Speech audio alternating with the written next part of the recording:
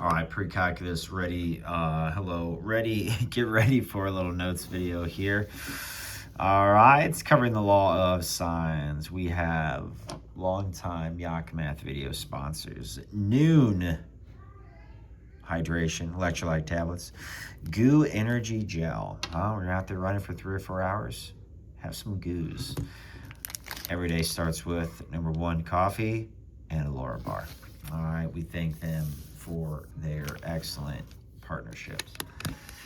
So what I need you to do, this used to be a homework set last year in Trig. Instead, this is going to serve as some lovely extra questions. These could be very, very helpful for any quick checkup coming next week. Hint, hint, wink, wink. So what I want you to do is draw a triangle ABC. A is 101 degrees. Little a is 43.7.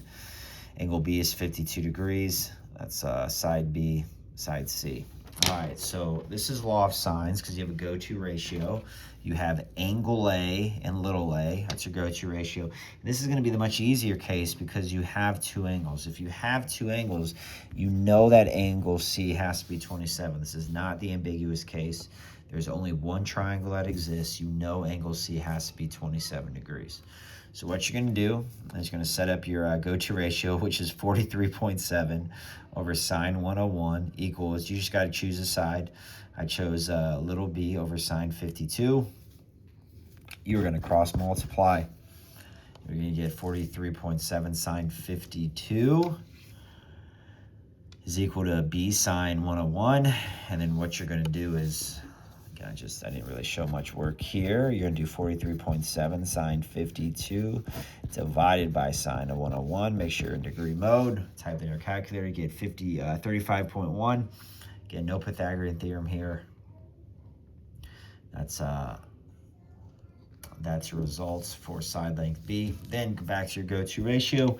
It's going to be 43.7 over sine 101 is equal to side length C, or little c, over sine 27, because that's angle C. Going to cross multiply again. You're going to have 43.7 sine 27 is equal to C sine 101. You can pause this if you need to. We're going to look at literally 6 or 7 of these. These would be really good ones to have as extra notes. We're going to divide by sine 101. Get 20.2. Again, does this make sense? Angle C is the smallest angle. Side length C is the smallest. Angle B is the second largest and has the second largest side. So all this is looking okay. Looking okay. All right. Then actually, let's try here. So that was example 1. Might as well just call this one example 2. We're gonna look at number 3 here. Again, just call it example 2. That's fine. All right, angle B, rounded 2 decimals, angle C and little c. So I got to go to ratio. Right away, also, if I'm given 2 angles, I know what angle A is going to be. I add these 2 angles together, subtract from 180, 36.5 degrees is angle A. All right, so this is the law of sines, and there's only one possible triangle. Anytime you're given 2 angles of a triangle, there is only one option for that third angle, okay? So my go-to ratio is going to be the one with C. Little c over sine of C is equal to little b over sine of B. All right, you can pause this whenever you need to. I'm going to cross multiply. 45.38 sine of 69.38 is equal to B sine 74.08. Divide both sides, which I didn't really kind of skip that initial work here, right? 45.38 sine 69.38 is equal to B sine 74.08, which leads to that. Maybe you want to write that down. B is 44.2. Angle B is just less than angle C, so little b is just less than little c. That looks pretty good. And then I have, back to my go-to ratio, little c over sine C. I have 45.38 over sine of 74.08 is equal to little a over sine of, 36.54. Awesome. So 45.38 sine of 36.54 is equal to little a sine of 74.8. All right, which leads to this. A is 28.1. A is 28.1.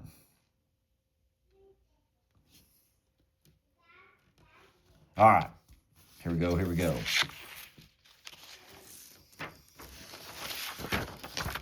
Now, let's try one more here. Number 4. All right. Here you just simply make minutes into degrees divided by 60. We'll get to those later. All right, so angle A is 35.3. Angle B is 52.8, which means I can figure out what angle C is. If I'm given 2 angles, I know exactly what the third angle has to be. Only one triangle possible. Now, AC is equal to 130 or 123.2. What does that mean? So if I draw an angle or a triangle ABC like that, AC would be this right here, and it's opposite angle B. So we're just going to call that little b. Little c, little a. All right, so this is 123.2. And this is 52.8. This is 35.3. This is 91.9. All right, you see sweet offspring upstairs howling at each other. That won't be edited out, so sorry about that. We're going to say little b over sine b is equal to little c over sine c. All right. Then we're going to cross multiply. We're going to say 123.2 sine of 91.9 is equal to little c sine of 52.8. Divide both sides by sine of 52.8. Little c is 154.6. 154.6. Angle C is by far the largest angle, so little c is going to be much larger in comparison. All right. 123.2 over sine 52.8 is equal to little a over sine of 35.3. Going to cross multiply. 23.2 sine of 35.3 is equal to a sine of 52.8. We divide both sides by sine of 52.8. A is 89.4. 89.4. Just going to take a lot of practice. All right.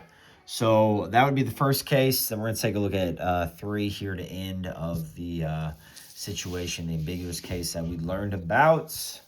Again, so call that last one example 3. Sorry, we're going to call this one example 4.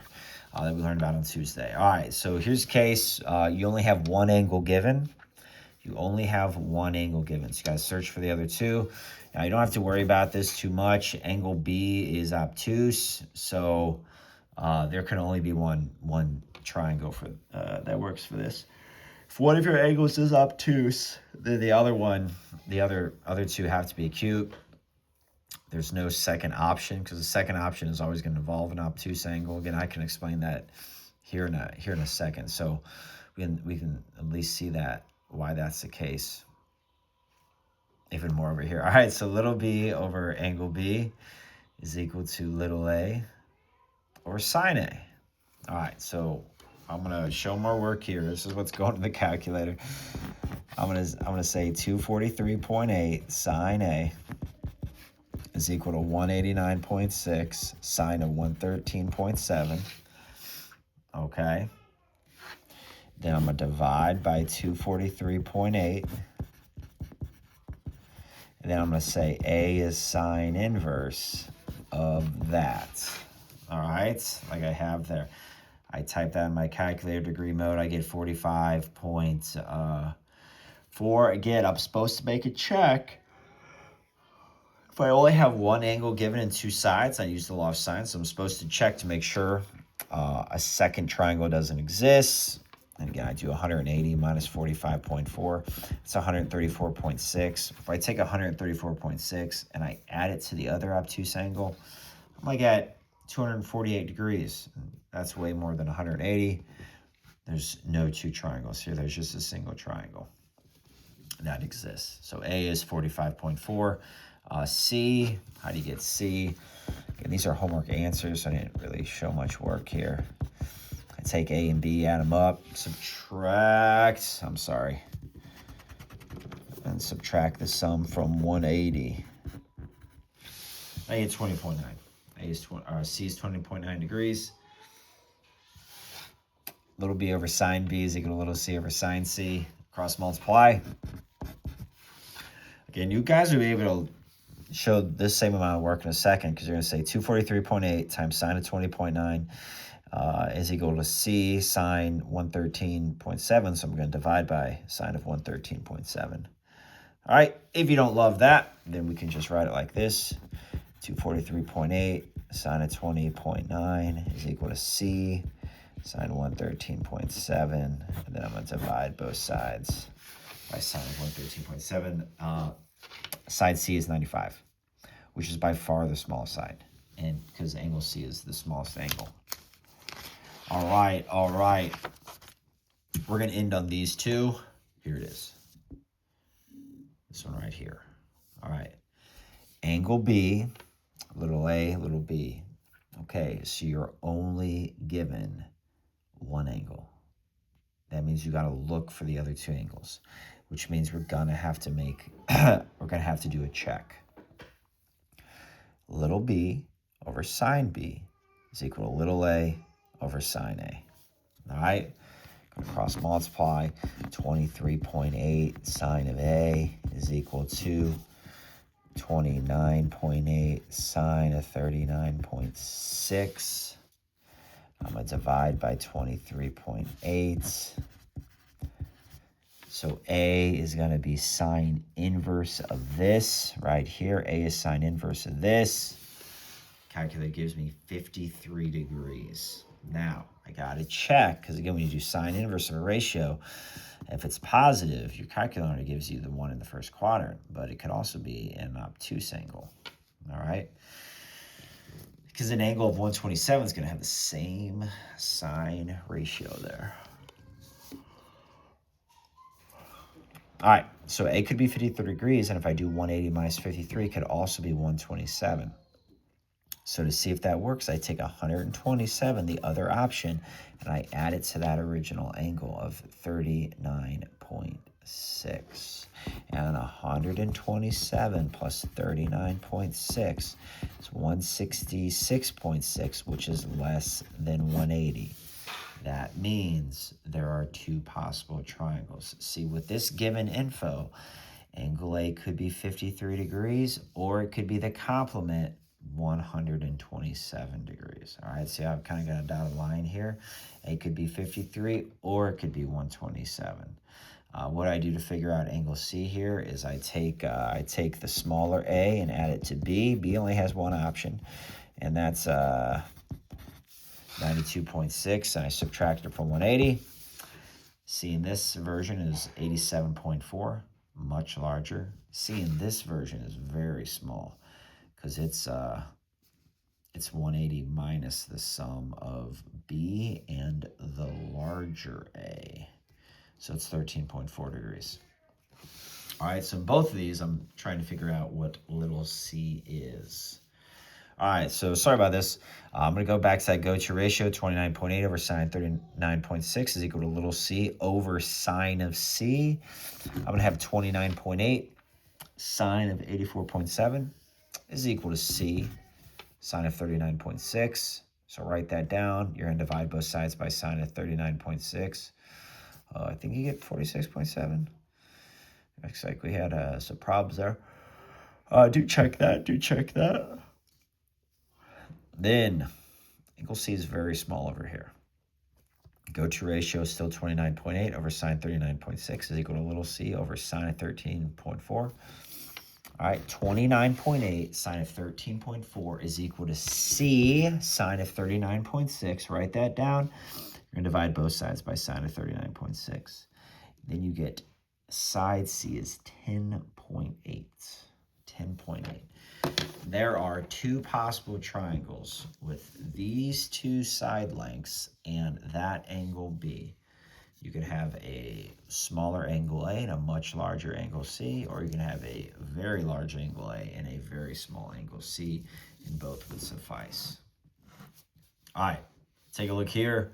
Again, you're only given you're given a single angle, so you'd have to make a check. But you don't have to go that far, it looks like in this. So angle C, and you can kind of see, notice that's getting closer to the obtuse side, and angle B has to be much larger because side B is larger than side C. So that might be a problem here. The go-to ratio is little c over sine C is equal to little b, 386 over sine B. All right, I'm going to show better work here. 25.8 sine B is equal to 38.6 sinus 68.5. I'm going to divide both sides by 25.8.